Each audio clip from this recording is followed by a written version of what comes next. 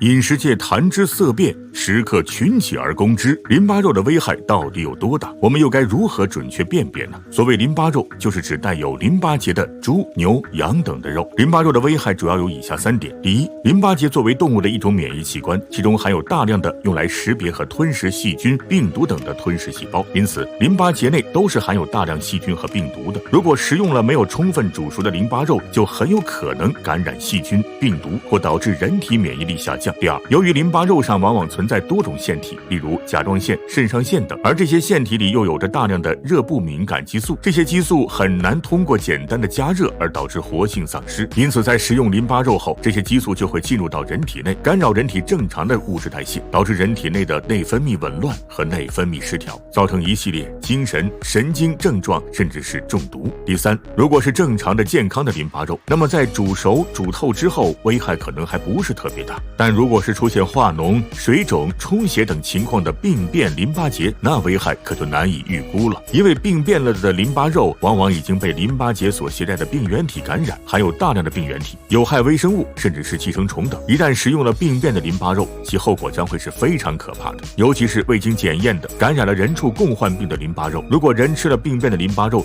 那么也会有很大几率感染这些人畜共患病。虽然理论上在600度以上完全煮透就能将风险大大降低，但在一般的烹饪过程中往往根本达不到这个温度，因此这种风险显然并不会因烹饪煮熟而下降多少。此外，食用淋巴肉，尤其是病变的淋巴肉，还会大大增加人体肾脏、肝脏等的负担。虽然我国规定了售卖病变淋巴肉是违法行为，但是都到了售卖淋巴肉这一地步的商家，又怎么会去仔细分辨、检查和确认是否为正常的淋巴肉呢？因此，人们才会将所有淋巴肉都纳入不能吃的肉中。既然淋巴肉危害这么大，售卖又是违法行为，那为什么依然屡禁不止呢？答案当然就是那熟悉的2个字：利益了。由于人们对淋巴肉嗤之以鼻，往往弃之不用，因此就会被不法分子收集起来，售价比起正常的猪肉来自然极低，只有几元一斤，甚至1元一斤。那么在这种情况下，我们在平时该如何正确辨别淋巴肉呢？首先，淋巴肉是凹凸不平的，有明显的颗粒感。其次，